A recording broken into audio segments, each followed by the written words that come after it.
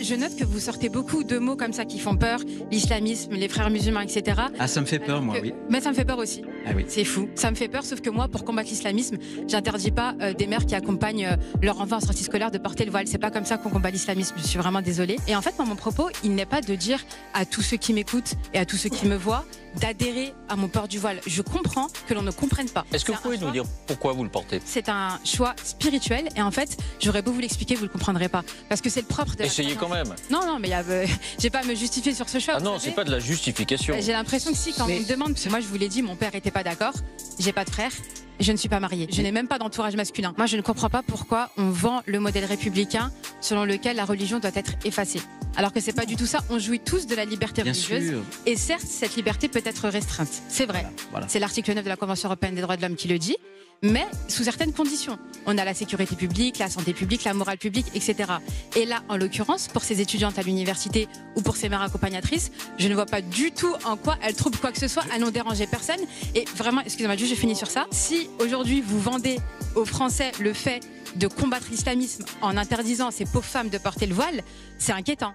C'est inquiétant. Si c'est vos mesures et que ça fait presque plus de 10 ans qu'on les répète à chaque fois et qu'on voit bien qu'il y a un blocage législatif parce que ce n'est juste pas conforme à la laïcité, c'est inquiétant et c'est alarmant. Et moi j'ai l'impression que vraiment ce voile, on s'en sert vraiment pour masquer les vrais problèmes. Parce que là j'entends les témoignages depuis tout à l'heure de mes concitoyens et ça m'attriste et je me dis depuis tout à l'heure, ah oui donc quand même on a... Qu'est-ce qui vous attriste? J'entends que par exemple on a eu une agression sexuelle et je suis vraiment désolée pour la fille de monsieur. J'entends que des personnes se sentent mal à l'aise. J'entends franchement des témoignages qui m'ont bouleversée et je me dis ah oui donc on a tous ces problèmes en France. Et on a monsieur le ministre de l'Intérieur qui me parle des mères en sortie scolaire comme si c'était le problème vraiment qui perturbait tout l'ordre public et surtout qu'il n'y a aucun citoyen français qui ne s'est plaint de ça. Et il n'a jamais été démontré, laissez-moi juste finir, il n'a jamais été démontré que le voile contribue à l'islamisme ou que ces mères qui accompagnaient leurs enfants en sortie scolaire faisaient du prosélytisme ou quoi que ce soit. Moi j'ai parlé en tant qu'élève avocate, citoyenne française qui ne comprend pas pourquoi la laïcité n'est pas respectée dans son pays et pourquoi on veut créer des dispositions spéciales à destination des femmes visibles qui ne correspondent pas à sa vision personnelle de la République. Ni plus, ni moins. J'en finirai. Et quand on a interdit en 2010 le voile intégral, oui. Vous dites que ces femmes étaient libres de le porter, qu'il fallait qu'elles le portent, qu'on ne devait pas l'interdire? Je dis que la motivation de cette interdiction était le vivre ensemble et la sécurité, et je le comprends parfaitement.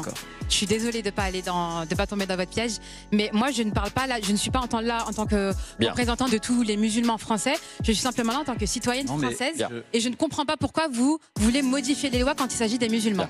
Parce que je veux que dans l'espace de la République, donc vous l'admettez, il n'y ait pas de signe ostentatoire. Vous voulez, mais la loi ne le veut pas, c'est dommage. Mais si, la loi demain peut être changée. Ah, donc on en vient. On avance. Non, mais on touche le point. On dit simplement aux musulmans qui veulent tout le temps changer les lois et qui ne veulent pas s'assimiler à la société, mais force est de constater qu'à chaque fois que les musulmans sont présents ou visibles quelque part, on change les lois pour les exclure. Vous venez de le démontrer, je vous remercie.